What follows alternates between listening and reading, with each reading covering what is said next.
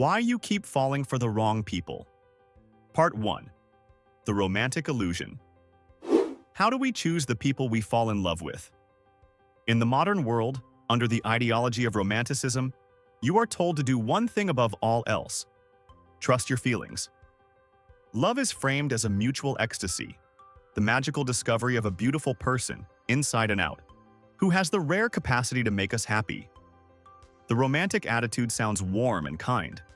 Its originators certainly imagined it would put an end to the misery of the old way of finding a partner: the arranged marriage. But there's a problem. This insistence that we blindly trust our instincts has very often proven to be a disaster of its own.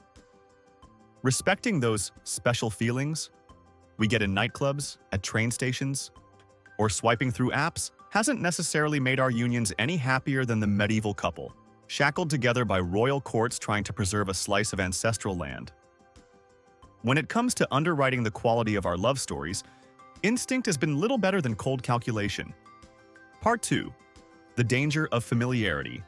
But there is another school of thought. Rooted in psychotherapy, it challenges the core notion that trusting our instincts invariably draws us to people who will make us happy.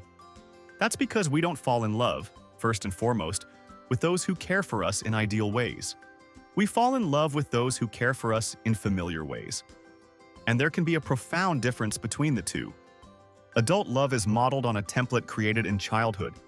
It is often entwined with problematic attractions that actively work against our chances of growth and happiness. We may believe we are seeking happiness in love, but what we are really after is familiarity. We are subconsciously looking to recreate the exact feelings we knew so well growing up. Feelings that were rarely limited to just tenderness and care. For many of us, early love was confused with more destructive dynamics. The feeling of needing to manage an out-of-control adult, being deprived of a parent's warmth, fearing their anger, or lacking the security to express our own tricky needs. Part 3. Rejecting what's too right. It makes a dark logical sense, then, that as adults, we might find ourselves rejecting perfectly good candidates, not because they are wrong for us, but because they are a little too right. And to our subconscious, someone who is excessively balanced, mature, understanding, and reliable feels foreign and unearned. To choose our partners wisely, we need to tease out how our compulsions to suffer are playing themselves out in our attractions. Part 4. Rewriting our legacies. A useful starting place is to sit down with a large sheet of paper, a pen, and a free afternoon. Ask yourself, in the abstract, what kinds of people repel you, and what kinds excite you? Trace those qualities back to the people who first loved you in childhood.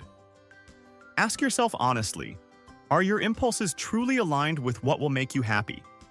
You might discover, for example, that emotionally distant and slightly sadistic people always seem far more interesting to you than the so-called nice ones. That realization should make us stop and think. Our gut reactions are not prophecies, they are legacies. They reveal the underlying assumptions we acquired about what love is supposed to feel like. We may start to see clearly that our vision of what we're looking for might not actually be a good guide to our personal happiness. Part 5. Liberation. By examining our emotional histories, we learn that we aren't just attracted to anyone. We are limited in our types by the ghosts of our past. Even if we can't radically erase these patterns overnight, simply knowing we are dragging this ball and chain is incredibly useful. It can make us more cautious when we feel overwhelmed by the certainty that we've met the one after just 5 minutes of chatting at a bar. It can also make us pause when we dismiss someone as boring, who, objectively, has a lot going for them. Ultimately, we stand to be liberated.